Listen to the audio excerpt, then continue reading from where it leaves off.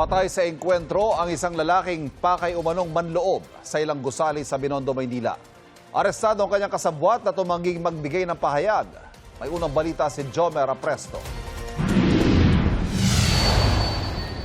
Isang sumbong mula sa concerned citizen ang natanggap ng pulisya kaugnay sa dalawang lalaki na pumasok daw sa isang abandonadong pansiteria sa Muelle de Binondo Street sa Maynila. Ang mga papasukin niya yung isang courier, ng delivery courier, at the same time yung katabi na bangko kasi may katabing bangko yan. Previously may mga report na yung manager ng bangko na tinitignan-tignan na tong bangko nila kaso natatakot daw sabi ni kapitan. Kaya hindi rin na ire-report sa amin. May mga sinira na silang mga bintana sa taas at nagsigawan na lang yung tao. Sa pagresponde ng otoridad, isang lalaki ang nahuli nila sa papasukin sanang gusali. Ang isa pang sospek, tumakas daw papunta naman sa abandonadong gusali.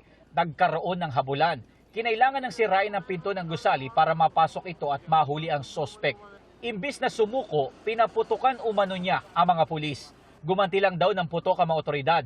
Isinugod pa sa ospital ang sospek pero hindi na rin umabot ng buhay dahil sa mga tama ng bala sa iba't ibang bahagi ng katawan.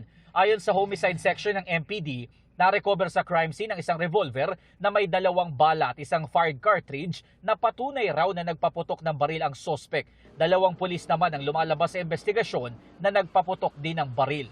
Although line up ng trabaho yan, ipoproseso pa rin natin yung pulis. Kung saan isasabit natin sila sa, subject natin sila sa parapin test, tapos ganun din yung sa ballistic examination ng baril nila. Hihintayin pa natin yung resulta ng nung autopsy ng suspect natin. Ayon sa barangay, posibleng ang mga suspect din ang sangkot sa serye ng nakawan sa magkakatabing gusali noong nakaraang taon at nitong mga nakaraang buwan. Hindi namin mahuli-huli yan, ang tagal na. December, tapos February, until ngayon lang namin naabutan siya mismo. Ayon sa pulisya, dati nang nakulong dahil sa kasong may kinalaman sa illegal na droga ang napatay na suspect. Nakulong naman dahil sa kasong human trafficking ang naarestong suspect na nasa kustodiya na ngayon ng Maysik Police Station. Tumanggi siyang magbigay ng pahayag. Ito ang unang balita. Jomer Apresto, GMA News.